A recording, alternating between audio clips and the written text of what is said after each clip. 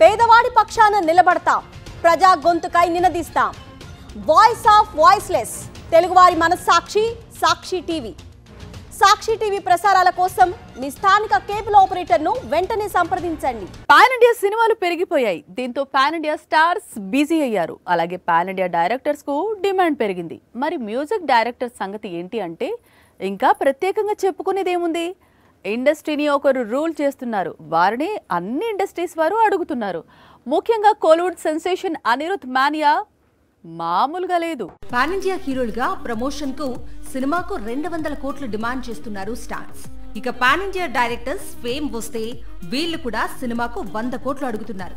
ఇక music directors ఊరుకుంటారా? ప్రస్తుతం Kollywood music director Anirudh craze ఏ రేంజ్ లో ఉందో ప్రత్యేకంగా చెప్పుకోనక్కర్లేదు. వరుస పెట్టి మ్యూజికల్ బ్లాక్ బస్టర్స్ మూవీకి అనిరుద్ మ్యూజిక్ డైరెక్టర్ అంటే పెరుగుతోన్న కలెక్షన్స్. అందుకే ఈ కోలీవుడ్ రాక్ స్టార్ కూడా తన రెమ్యూనరేషన్ పెంచేశాడు.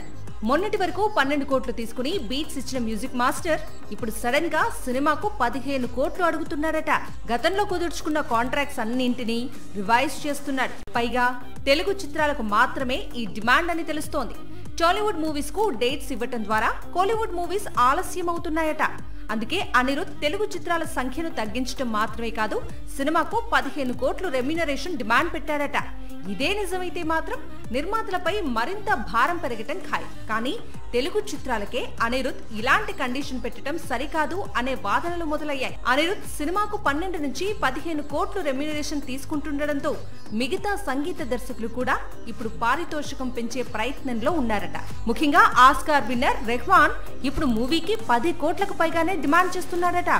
ఇక తెలుగు మ్యూజిక్ డైరెక్టర్ దేవిశ్రీ ప్రసాద్ పుష్ప 2, కుబేరా చిత్రాల ఘన విజయం తర్వాత భారీగానే పారితోషికం పెంచబోతున్నాడని సమాచారం.